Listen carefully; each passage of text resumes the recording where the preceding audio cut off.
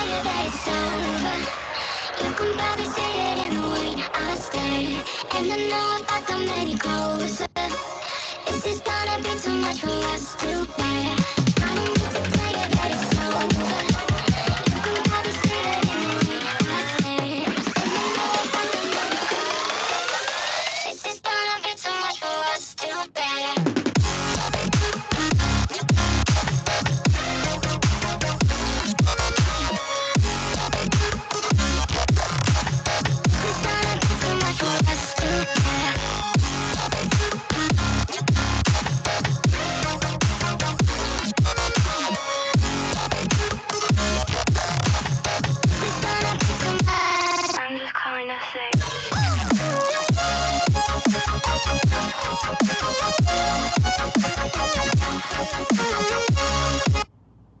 Buenas noches a todos, 12 de agosto del año 2022.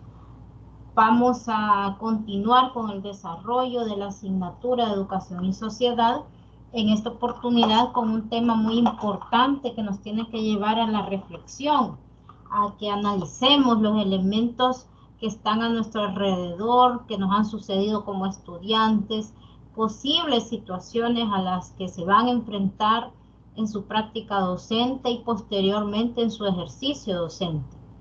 Esa es la idea con la que debemos estar siempre atentos, en que todo lo que vemos en la universidad no solamente es un conjunto de teorías, sino unos elementos que nos ayudan a entender de mejor manera lo que sucede y a intentar transformar todo aquello que está mal. Nosotros vemos que no se está haciendo de la mejor manera.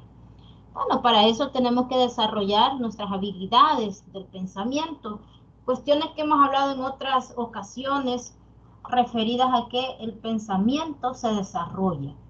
Y se desarrolla mediante la lectura, mediante la conversación, cuando usted comparte con otros ideas, pensamientos y se nutre de esas ideas y pensamientos de los demás. Sabemos que la educación pertenece a ese campo de lo social. Las ciencias sociales estudian los fenómenos sociales. La educación es uno de ellos. Como institución que ha sido creada, que no tiene existencia sino porque los seres humanos decidieron que así fuera. No es un fenómeno de la naturaleza, sino creada a partir de unas necesidades detectadas. Recordemos que la escuela, entre unas de sus características, es que nos transmite ese cúmulo de conocimientos, de valores que han venido pues replicándose a lo largo de mucho tiempo. Algunos desaparecen, pero otros se mantienen en el tiempo. Esas funciones sociales contradictorias de la educación las vamos a analizar a continuación en forma crítica.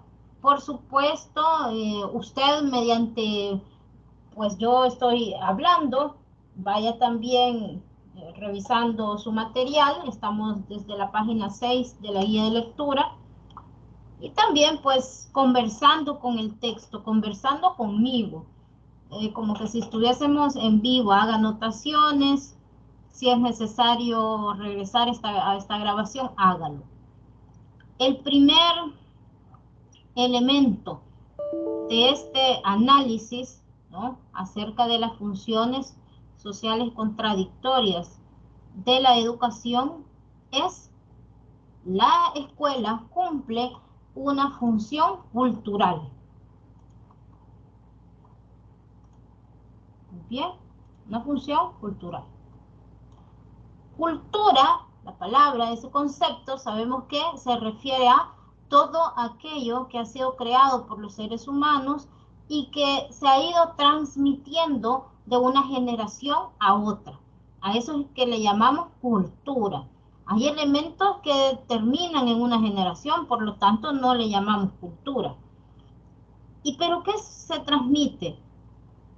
Se transmiten los bienes y valores que se han producido y conservado por los diferentes grupos sociales. Hay elementos entonces que desaparecen. Hay creaciones de determinados grupos sociales que no logran trascender en el tiempo. Pero también, al mismo tiempo, tenemos que la escuela cumple una función ideológica. Y vamos a decir que esta es la parte negativa. Ideológica porque propicia no un conocimiento e interpretación de la realidad, sino una representación imaginaria. Pero no por ser imaginaria tiene menos valor. Por supuesto, para los grupos sociales esto es significativo, tiene sentido. Esta es la parte negativa, porque hay un grupo social que impone como universal su visión parcial de la realidad y que tienen además el poder de determinar los contenidos a los cuales se les va a dar mayor alcance. Estas son agendas de grupos de poder que deciden qué elementos son los que van a conocer los grupos sociales. A su derecha vemos en la pantalla, a su izquierda quizás, una ilustración de un famoso pedagogo que es Francesco Tonucci en el libro La maquinaria escolar. Y él es muy crítico de los procesos de la escuela, además es pedagogo, y dice: niños, hoy saldremos, visitaremos el barrio, dice el profesor. Vamos en fila de a dos. Y van los niños en fila de a dos. Daos la manito, no os distraigáis, no bajéis de la acera. Bueno, ahí van todos los niños de dos en dos, sin bajar de la acera. Y cuando vuelven a la clase, al colegio, a la escuela, le dice: ahora volveremos a clase y cada uno dibujará lo que recuerde.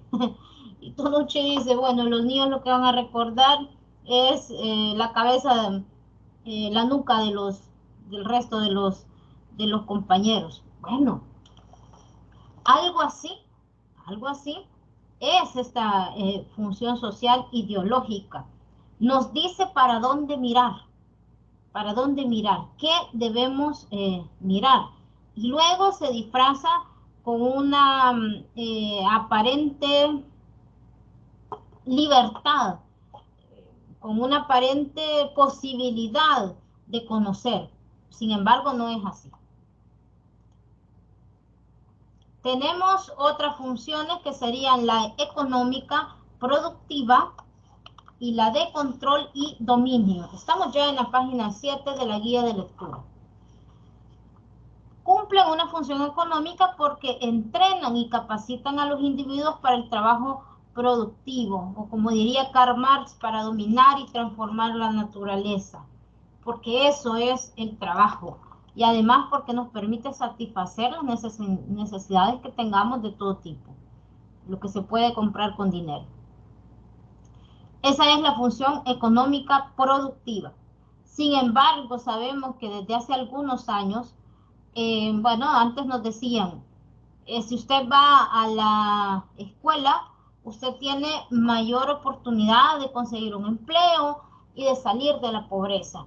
Como que esa es la idea que nos vendía y por lo tanto todo el mundo quería acceder a ese nivel, al nivel educativo, al menos de bachillerato. En el caso de los docentes, aquellos tiempos cuando un profesor pues se graduaba, le llegaba su plaza por correograma, allá por los 80. Es decir, que hasta la puerta de su casa le decían, le llegaba ese correo en donde decía, le notificaban en dónde es que iba a trabajar. La realidad en este momento pues es, el profesor se terciariza, tiene que vender su fuerza de trabajo, bueno, su conocimiento por casi nada. Entonces, la crítica que también se le hace a esta función que es positiva, que no es tan cierto como el modelo pretende. Allá en los 90 también se habló de la economía del rebalse, que íbamos a tener en abundancia, pero lo que vemos a partir de los 90 y ahora mismo es que el poder adquisitivo de las personas pues cada vez es menor. Y tenemos una función social contradictoria que sería la de control y dominio. Y esta se refiere a que se entrena a los individuos para controlar y dominar a los demás, para la sumisión a las relaciones sociales predominantes. Y es cierto que hay una estructura social en donde hay unas clases sociales que dominan a otros. Pero no solamente así, esas relaciones también pueden ser horizontales, esas relaciones de poder. ¿En qué sentido? Bueno, en una misma empresa he sabido que muchas personas utilizan expresiones como, bueno, el más fuerte es el que sobrevive. Entonces nos entrenan a eso y por eso hay muchos expertos que dicen no entreguemos a los niños medallas o trofeos por ser el primero, porque de una manera sugestiva los estamos llevando a competir con los demás. Y eso es contrario a otras pedagogías que más bien hablan de la cooperación entre los hombres y mujeres, que hablan de esa pedagogía de la felicidad, que la escuela no solamente, perdón, la escuela no debe servir para dominar a los demás, debe servir para que cooperemos entre nosotros porque solamente así puede haber desarrollo. Pero también debe servir al niño, a la niña, al adolescente, al adulto para que sea feliz. Y feliz porque está desarrollando ese proceso educativo que le permite conocer. Entonces, el gusto por saber. Queridos niños, hoy inventaremos una historia utilizando un método nuevo. Vosotros diréis dos palabras cualesquiera y con esas dos palabras inventaremos una historia. Casa, dicen unos. Muy bien, casa, casa. ¿Y qué más? Astronave, dice otro niño. ¿Astronave? ¿Has dicho astronave? Le dice la maestra. ¿Pero qué tiene que ver astronave con casa? No, no tiene nada que ver. Está bien, os diré yo las dos palabritas, casa y mamá. Vamos, ahora he inventado una bonita historia. ¿Cómo llevamos a los niños? Les reducimos sus posibilidades, su capacidad de imaginación. Por eso hay muchos pedagogos también y muchos investigadores que apuntan a cómo la escuela mata la creatividad. Y eso es grave. Vamos a la escuela a desarrollar el pensamiento, no a lo contrario. Entonces debemos como profesionales tener cuidado en estos aspectos, dejarlos. A ver, ¿qué se te ocurre con eso de astronave y casa? ¿Cómo lo relacionas?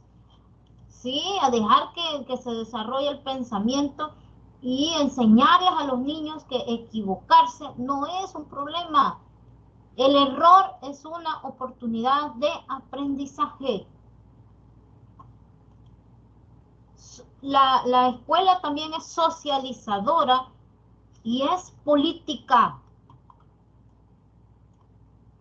En el aspecto socializador, porque la enseñanza y el aprendizaje se les enseña para la vida social, se les prepara para la vida social. Desde que están en la parvularia, bueno, algunos padres dicen, ¿y a qué van a ir a la parvularia? A socializar, dicen. Bueno, ¿por qué es importante esto? Porque el niño va entendiendo que es parte de una comunidad, que hay una comunidad que lo protege y el niño debe sentirse protegido por esa comunidad. Exactamente. Y debe sentirse parte de ella y debe aprender desde chico que no solamente es parte, sino que colabora, como es parte de esa comunidad, también debe colaborar con esa comunidad. Desde sus espacios más chicos, como sería el hogar, su casa, la cuadra, su colonia, su caserío, etcétera, etcétera. Desde los espacios más chicos hasta sus espacios más amplios, El niño debe sentirse parte de, pero también como parte de, ¿en qué puedo colaborar? También hay una función que es política. Esto significa que el aprendizaje para la vida social se da conforme a las pautas que imponen las normas y sistemas de gobierno establecidos. Y dentro de eso hay unas estructuras de autoridad que son predominantes, hay una jerarquía legitimada, no digo legítima, pero sí legitimada, y con esto podemos hablar de aspectos como de la democracia formal, es decir, fíjense, muchas de las veces los programas que se presentan en la escuela, esos pensum, esos programas van elaborados, redactados desde unos expertos, sí, técnicos, pero no hay una consulta hacia el resto de actores que serían los padres de familia, los estudiantes, la comunidad en general. Es decir, en muchas ocasiones hace falta abrir la escuela a las diferentes opiniones y llegar a consensos. Bueno, hay una ilustración entonces. La maestra, tomémonos un momento para observar la ilustración. La maestra llega a una conclusión. El niño presenta graves dificultades en su socialización. Prefiere aislarse. Se sugiere inserción en clase especial. La maestra. Pero la maestra creerá que está haciendo lo mejor. Creerá que ha observado y que está tomando medidas al respecto. Pero esto es un desafío. Yo no quiero, habrá muchos casos así, antes y ahora. A lo mejor profesores con buena voluntad, pero divorciados de la realidad. Ese niño se tomaba el tiempo de observar lo que había a su alrededor. E imaginaba esos elementos, ¿no? Soñaba con ellos. No estaba aislado. Estaba en sintonía con la naturaleza, consigo mismo, con sus compañeritos. No estaba aislado, pero la maestra no lo comprendió. Hay también una función de integración. Eso significa pretender que todos los miembros de la población, a pesar de las diferencias en cuanto a su posición de clase y a su cultura, compartan una misma visión de la realidad social y de la manera de transformar. Es un sueño todavía para el sistema educativo salvadoreño lograr que los estudiantes puedan asistir a la escuela, no como ahora que algunos dicen, como tengo dinero o me rebusco, dicen otros, lo voy a mandar a un colegio. A las escuelas solo va la gente pobre. La educación en las escuelas no es igual que la de los colegios. La de los colegios es mejor. En Finlandia hay poquitísimo, uno de los mejores sistemas educativos del mundo. Hay muy pocos colegios. Tanto el rico como el de clase media, cualquier ciudadano accede a la escuela, pero la escuela es de calidad. No importa en dónde viva este estudiante, en qué zona del país, se garantiza que nunca irá a una escuela que no cumple con los requisitos mínimos para sacar adelante a ese individuo de esa sociedad. Y esa es la pretensión. Que los niños puedan acceder a una infraestructura decente, adecuada para poder correr, para poder divertirse, con unos profesores altamente preparados y con vocación de servicio. Hay también una imposición no violenta. ¿Y qué significa eso? que es predominantemente consensual. Hay consenso acerca de los modos de vida, de pensamiento, de las formas de comportamiento calificados de universales. Por lo tanto, hay poco espacio para la singularidad, para la individualidad. Entonces se justifica cómo se van imponiendo estas formas de ver las cosas, de entender los elementos de la realidad. Y le dice la maestra a los 6 años, hazlo así. A los 8 años se hace así. 10 años, siempre debes hacerlo así. Y a los 11 años le dicen, elige tú. Se han pasado padres de familia, profesores, la sociedad completa diciéndole cómo hacer las cosas.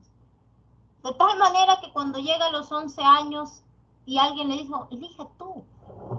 Un profesor consciente le dijo, elige tú. Y el niño dice, elegir. ¿Qué quiere decir eso? No entiendo qué quiere decir eso de elegir.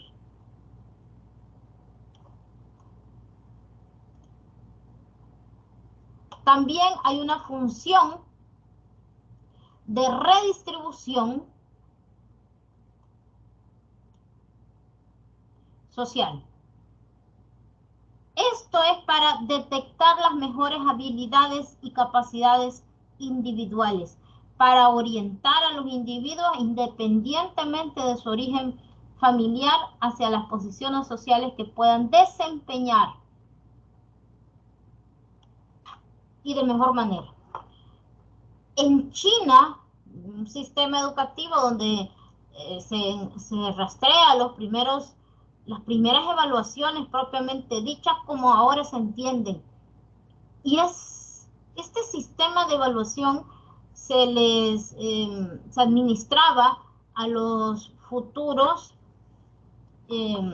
empleados del gobierno, bueno, vamos a llamarlo de alguna manera, digamos, a los empleados.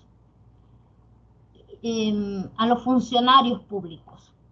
Estos funcionarios públicos para llegar a ese puesto tenían que pasar unos exámenes. Venían de comunidades rurales muy alejadas, otros venían de ciudades más cosmopolitas, más avanzadas, no importaba, no importaba. De donde vinieran era el mismo examen. Lo que ahora llamaríamos una prueba estándar, un test estandarizado. ¿Y quiénes lograban acceder a esos tan ansiados puestos públicos como funcionarios? Pues eran los que obtenían las mejores calificaciones. Y entonces no se veía el origen social, sino la capacidad. Y todavía pues en China hay un sistema de evaluaciones bastante fuerte. Los estudiantes se la pasan pues años pagando tutores, pues, estudiando fuerte, y lo que quieren ellos es acceder a las mejores universidades del país, porque eso a ellos les garantiza pues una mayor probabilidad de acceder a un buen puesto de trabajo. Pero son pruebas muy complicadas.